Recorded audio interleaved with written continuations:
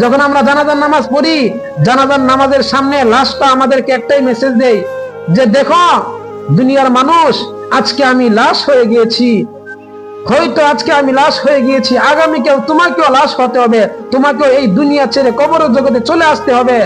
তাহলে কিসের কারণে তুমি এখনো সেই কবরের কথা স্মরণ করো না?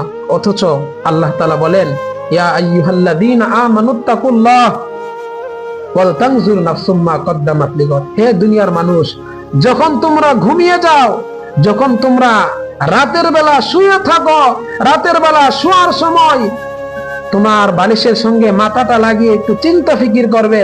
তুমি যখন ঘুমিয়ে যাবে, ওই ঘুমানোর আগ মুহূর্তে তোমার মাথাটা তুমি বালিশের সঙ্গে লাগিয়ে একটু চিন্তা ফিকির করবে। ওয়াল তানজুর নাফসুম মা কদ্দামাত লিগাদ।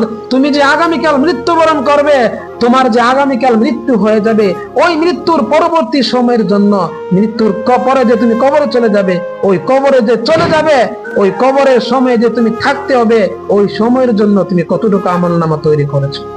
আজকে যারা তোমরা যুবক আছো, আজকে তোমাদেরকে দেখা যায় কত সময় নষ্ট করো, অবহেলায় সময় নষ্ট করো, এরকম ভাবে অসতর্কতায় সময় নষ্ট করো।